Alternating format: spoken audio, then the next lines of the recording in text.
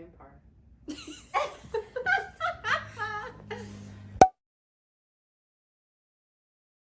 Hi ladies, how are you? We had a request from a woman about what Lousje did before Lousje and Bean. We started 14 years ago, 2006. Well, I married in 1969. I fell in love and I lost my marbles. I went to Canada with my then husband. We immigrated to Ontario, and we had 4 children. A lot of women think that Tessa is the only one, that she's the golden child. Well, she is, but she has 3 brothers.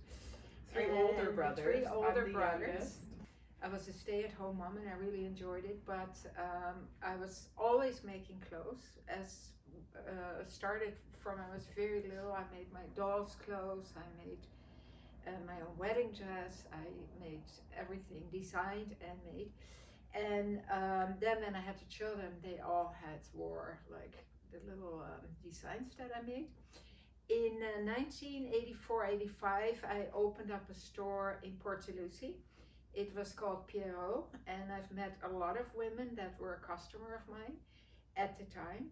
I was right in the middle between Murphy's and Port Mansion, so overlooking the boat, the harbor. And I was there for about 5 years. I did what we do now, but on a much smaller scale. I brought out 2 collections, and I basically did it by myself with home sewers. It was a lot, especially with the 4 children, so I decided to, after 5 years, to close up and spend more time with the children. And I I was always in making and designing for women, and then I also did some theater design for the carousel players, which I really enjoyed.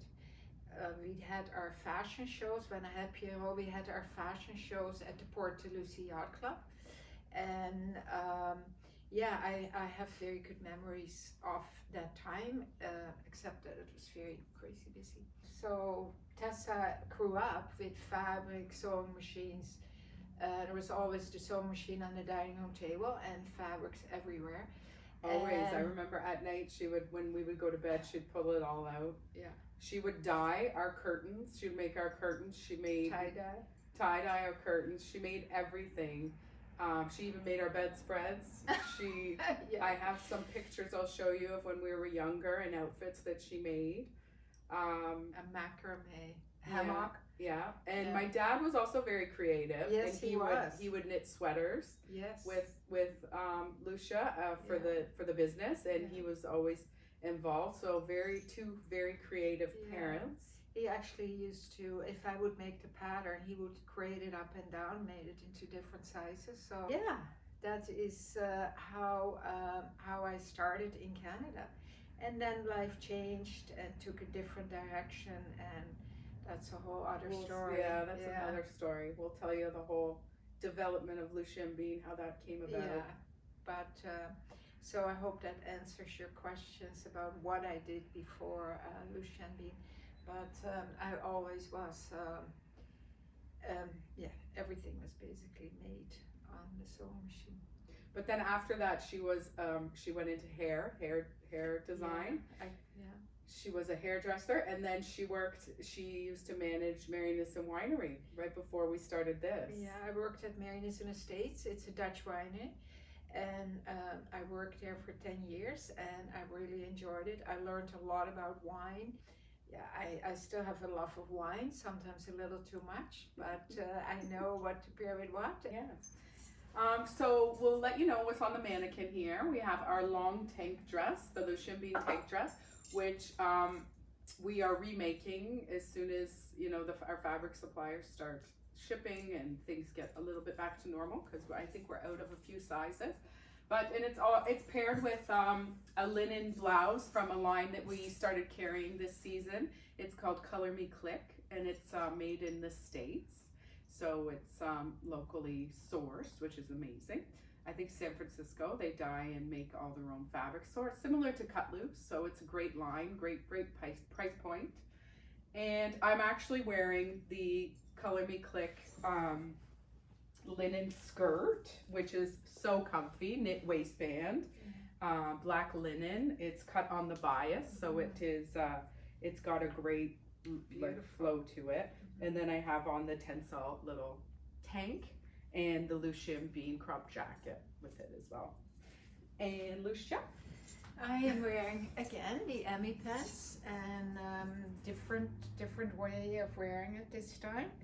I'm wearing it with the block top. The block top in the white black dot, and covered up with the Sadie cover, which I love this cover. It's a little see-through. It feels great. It's light. It's a beautiful fabric. Yeah, and we make these here ourselves. So yeah, it's a beautiful cover. It's a nice look. Yeah, but you see, if you have a black pair of linen pants like this in your wardrobe, I would advise to have a black one, a white one, and maybe another color, sand or gray.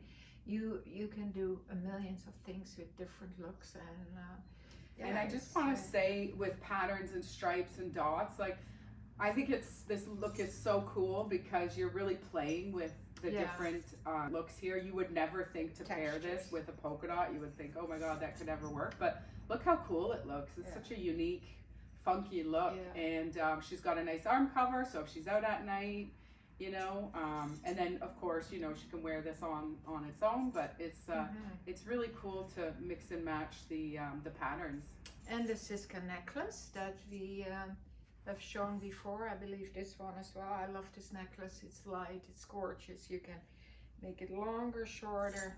Yeah, it's the double hearts, and this one has silver and black, and we also have one that has black with white.